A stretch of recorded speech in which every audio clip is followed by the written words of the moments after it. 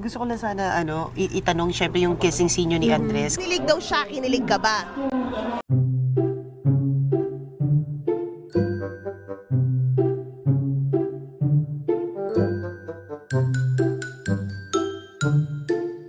Gusto ko lang sana itanong syempre yung kissing scene ni Andres. Kanina kasi kinilig kami nung kinikwento. Like paano kayo pag may mga ganong dynamics? Kasi nakakakilig din yun, 'di ba? Kahit hindi mo naman or jowa in real life, 'di ba? Pero pag nagkikiligan na eksena, kinikilig, oo. Syempre nakakadala po yun. Kapag po kinikilig niyo yung mga nasa paligid mo, hindi mo mapipigilan kiligin na mamaya namumula ka na. Correct. Kilig na kilig din kayong dalawa. Opo, kinikilig. Ako na lang. Kinikilig din po kami. Grabe. Paano kayo kinikilig? Ano yan? Wala subtle lang. Yung first kissing scene ninyo ni Andres, anong sabi niya beforehand? Wag kakabahan ganun. Siya pa nagsabi sa'yo?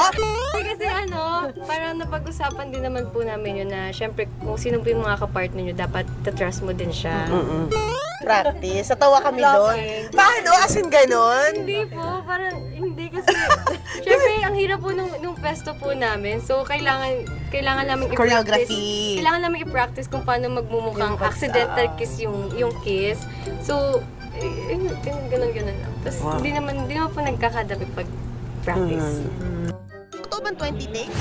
Hindi naman 20 takes. Sinasabi lang niya 20 takes. So kasi mahirap talaga yung kissing scene. Yes, yung choreography mahirap lang kasi dapat ikot kami ganun, tapos dapat accidental. Yun ang mahirap yung accidental na kiss. Diba? Kaya we had to rehearse it. Pero di naman 20 takes. Kinilig daw siya, kinilig ka ba?